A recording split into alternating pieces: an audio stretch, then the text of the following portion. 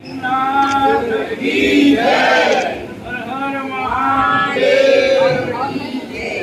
सनातन धर्म की जय। शस्त्र और एक शास्त्र हाथ में माला और एक हाथ में भाला। जी शस्त्र और शास्त्र जी सनातन धर्म प्रेमियों धर्म के लिए सबसे अति आवश्यक आवश्यक है। जय जय सिया राम। जय जय सिया राम।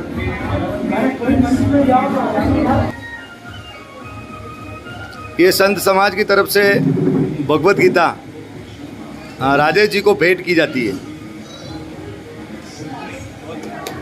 जय जय सिया राम। हर हर महादेव।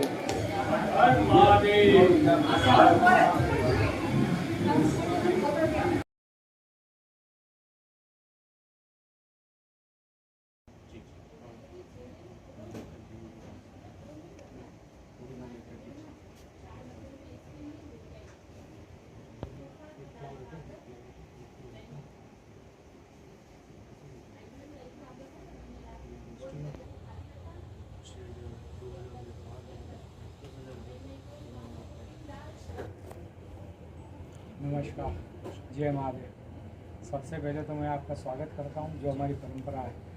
जैसे हमने संतों का स्वागत किया, वैसे ही हम आपका स्वागत करते हैं।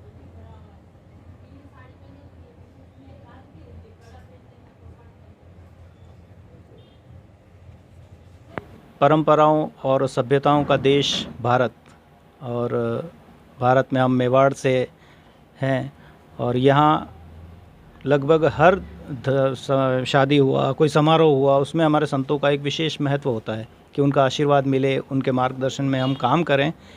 ऐसी ही एक शादी अभी इस उदयपुर में हुई है, जो हमारे साथ सर बैठे हुए हैं।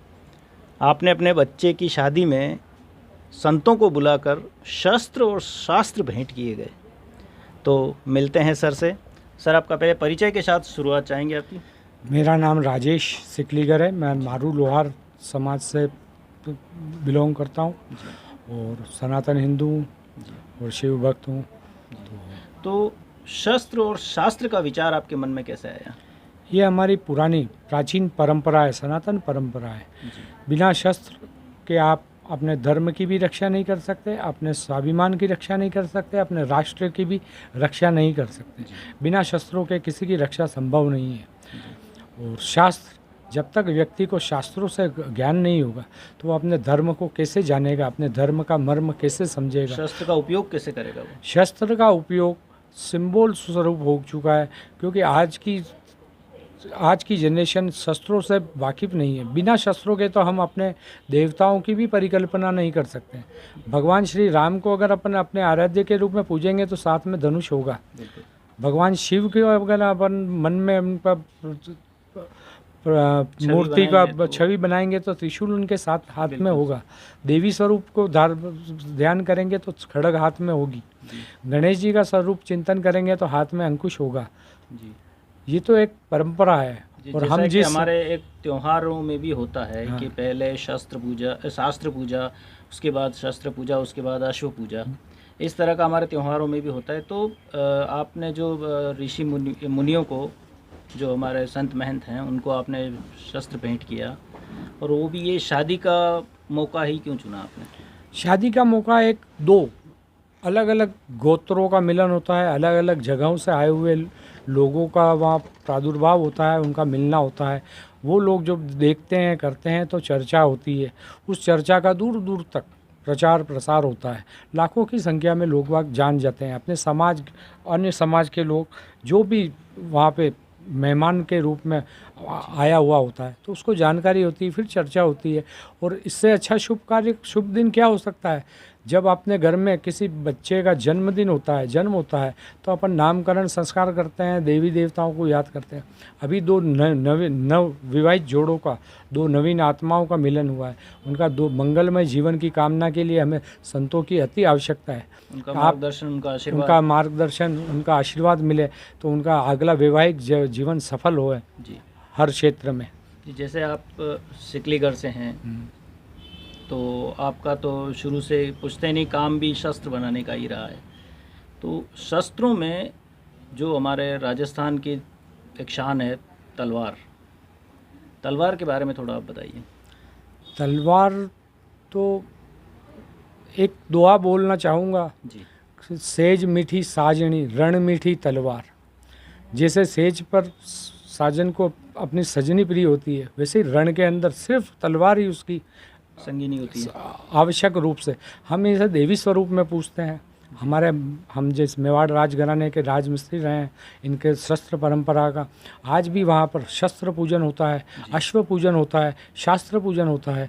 सिसोदिया और वंश में अभी भी उनके धर्म सिंबल में एक तरफ शस्त्र है, एक तरफ शास्त्र है। शस्त्र और शास्त्र आज के धर्म के लिए अति आवश्यक बिंदु हो चुके हैं। बिना शस्त्र के हमें हमारे देश के प्रधानमंत्री जी ने बताया है कि हमें आधुनिक से आधुनिक शस्त्र हमारी इस भारतीय सेना को देना है। अगर वो शस्त्र विहीन होगी तो दुश्मन जी। देश पर हावी हो जाएंगे। तो बिना शस्त्र के देश राष्ट्र की रक्षा भी नहीं हो सकती, धर्म की रक्षा भी नहीं हो सकती, आपके स्वाभिमान की भी रक्षा नहीं हो सकती। बिना शस्त्रों के आज तक कोई युद्ध नहीं लड़ा गया। चाहे वह वैचारिक युद्ध हो तो वैचारिक युद्ध का शस्त्र कलम होती है, शास्त्र हो गए, तो शास्त्र होती है। ज्ञान जरूरी, ज्ञान आवश्यक है। सबसे पहले शास्त्र का ज्ञान होना जरूरी है। शास्त्र का को करना क्या है, दिशा देते हैं शास्त्र, और उसी दिशा पे चलते हुए आप शस्त्र का भी उपयोग उसी शास्त्र के आधार पे कर सकते हैं। जब बिल्कुल तक सत्य ज्ञान बल अगर आपका मजबूत नहीं है तो आप कोई भी किसी चीज़ का उपयोग नहीं कर सकते, आप दुरुपयोग ही करेंगे। और बहुत ही अच्छी एक सनातनी परंपरा आपने निभाई कि संतों का आशीर्वाद लेते हुए उन्हें प्रतीकात्मक जो भाला हमारे महादेव जी का बताया गया है, त्रिशूल, उसे आपने भेंट किया। हम सनातन संस्कृति को मानने वाले लोग हैं। हमारे घर में कोई निर्वाण को प्राप्त होता है, जिसे हम कहते हैं कि मृत्यु को प्राप्त हुआ, तो हम उसके 12वीं वगैरह जो भी हमारे जो धार्मिक कर्म है, 16वां कर्म जिसे कहते हैं, तो हम ब्राह्मणों को भी ब्राह्मण भोज भी कराते हैं, यज्ञ भी कराते हैं। जब व्यक्ति को मरने के पश्चात भी धर्म की आवश्यकता है, धार्मिक कार्यों की आवश्यकता है, तो दो नवविवाहित दंपति को, चाहे आपका पुत्र की शादी हो चाहे आपकी पुत्री की शादी हो, तो उस नवविवाहित दंपति को भी धर्म की और धर्माचार्यों के आशीर्वाद की अति आवश्यकता है, तभी उनका जीवन सफल हो, ताकि सुखमय जीवन व्यतीत करें।